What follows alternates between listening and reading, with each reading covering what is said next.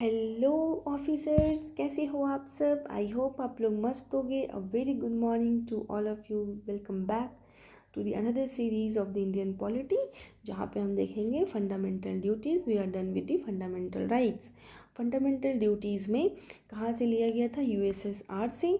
और इनमें जानने वाली बात है कि अर्लियर सिर्फ 10 थे और 11 1 जोड़ा गया। ओके, ये 10 को जब लाया गया इन विच ईयर? तो 1976। अब 1976 कौन से अमेंडमेंट एक्ट से? 42nd अमेंडमेंट एक्ट से। याद करने का तरीका है 4 + 2 = 6, तो 6 आएगा। 8 मत लिख देना। 1976 में आया था, आफ्टर द इमरजेंसी के बाद ऐसी फील हुई। ठीक है, तो 42 पढ़ेंगे हम लोग 42nd अमेंडमेंट एक्ट से। अब तो 10 आया, ये जो 1 आया ना, ये आपका आया, हम लोग उसमें भी डिस्कस किए थे फंडामेंटल राइट। ये आपका आया था 2002 में, और उसमें आया था 86th अमेंडमेंट एक्ट, है ना। 86th अमेंडमेंट एक्ट, जिसमें कि आप हम देखेंगे अपॉर्चुनिटी जो है 6 to 14 चाइल्ड को प्रोवाइड करने के लिए एजुकेशन। ओके, सो हम देखते हैं एक एक करके। पार्ट 4A में आता है 51A, right. Duties and rights are correlative and inseparable. तो आप फंडामेंटल ड्यूटीज़ को और फंडामेंटल राइट्स को इनसेपरेट नहीं कर सकते हो। These are correlative. Fundamental duties and fundamental rights are correlative, not inseparable. Okay, तो अब इसमें याद करना है 1 2 3 4 5 6 7 8 9 10 11, टोटल 11 है ना। तो याद करने का तरीका क्या है? ACU, एक्यूप्रेशर होती है ना, ACU एक्यू। तो अब कोई भी नहीं चाहता ना ड्यूटीज़ फॉलो करना। अब आपको कोई कमांड दे दे कि दिस इज़ योर ड्यूटी, कैसा लगेगा, है ना। आप तो अब तक इंजॉय कर रहे थे फंडामेंटल राइट्स को, तो आपको एक्यूप्रेशर से याद रखना, एक्यू, है ना। टू अबाइड, प्रेशर से याद रखना एक्यू। So A, to abide by the constitution and respect to the national flag and national anthem. Mind you, here is जो है एक्सक्लूडेड है नेशनल फ्लैग। 3 चीज़ें याद रखनी है, कॉन्स्टिट्यूशन, फ्लैग और anthem. Second, C, to follow the noble ideas that inspire the struggle for freedom. Here is to cherish the noble ideas that inspire the struggle for freedom.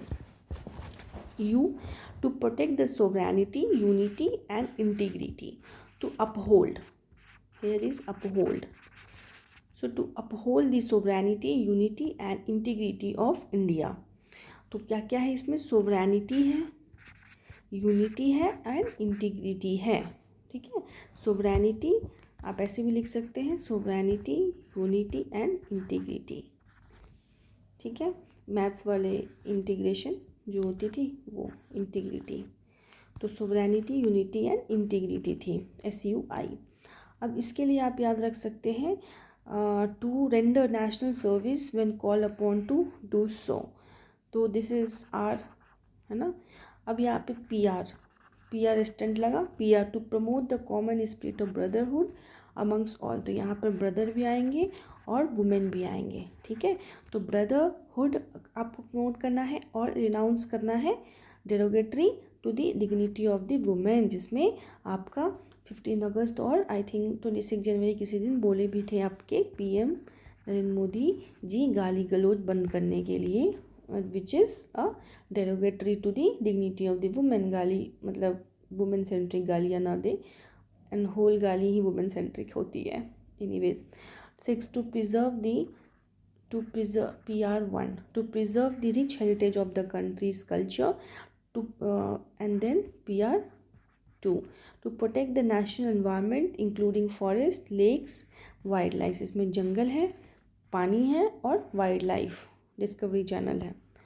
फिर है to develop scientific temper, D, to develop scientific temper, humanism and spirit of reform and inquiry, to safeguard public property and to abjure violence, to strive toward excellence in all sphere of individual, to provide an opportunity for education to his child between the age 16 to 14 years।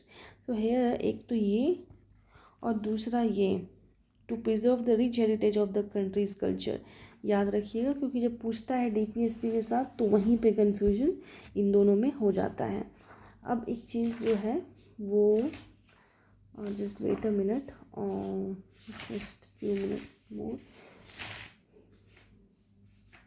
या तो here तो आपका to defend the country, yes here I was thinking कि क्या है, here to defend the to defend the country and render national service when, तो D हो गया आपका ये D1। फिर आपका है to promote harmony and spirit of, तो यहाँ पे तो आपका PR स्टंट, ओके PR एक्यू D1 PR। Then your let me check it because यहाँ पे थोड़ा अलग है ना, yes PR, then PR1 to preserve and to protect, तो PPP है ना, PR1 PR2, okay this only PR1 PR2। यहाँ to develop scientific, 9 to safeguard public property and to abjure violence. और अगेन आपका 10 है to strive toward excellence in all sphere of individual, तो excellence 10 out of 10 marks है ना, excellence ये आप याद कर लीजिएगा खुद से।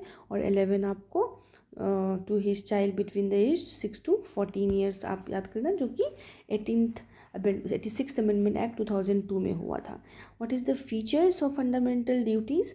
It is non justiciable but enforceable by law, but this should be from parliament ही कर सकते। Some are moral, some are civic duties, applicable on citizens only, सिर्फ सिटीजन्स पे ही ये एप्लीकेबल है, okay. And some of the आपका fundamental rights जो है, कुछ फंडामेंटल राइट्स आपके हैं जो सिटीजन्स के लिए हैं एंड कुछ जो है बोथ, ओके तो वो भी हम मेंशन कर लेते हैं। तो जो फंडामेंटल राइट्स है which are available for the foreigners, sorry citizens, वो है आपके 15, ओके तो 15 इंटू 2 इज़ 30, तो 15 और 30 से एक कम 29, 15 से एक ज़्यादा 16 और इन दोनों के बीच में होगा 19, तो 15 16 30 29 19 जो है आपके सिटीजन्स को प्रोवाइड है। और जो रेस्ट बच गया आपका सारे 14 20 21 21A ये सब आपके both, okay. Then based on Swaran Singh committee report आई थी उस पे है, but some of those were accepted और taken mention here, but some of them are not included in this, like penalty punishment on the violation of fundamental rights, तो ये हटा दिया गया। No questioning of court on law imposing penalty, तो आप क्यों impose करोगे पेनाल्टी, क्यों कर रहे हो वो भी आप क्वेश्चनिंग नहीं कर सकते। वो भी ड्यूटी टू पे टैक्स, तो duty to vote is not a fundamental right, not a fundamental duty, sorry it's not a fundamental duty to vote, आपको मन है दो, आपको मन है तो मत दो, ठीक है, इट्स नॉट अ मैंडेटरी।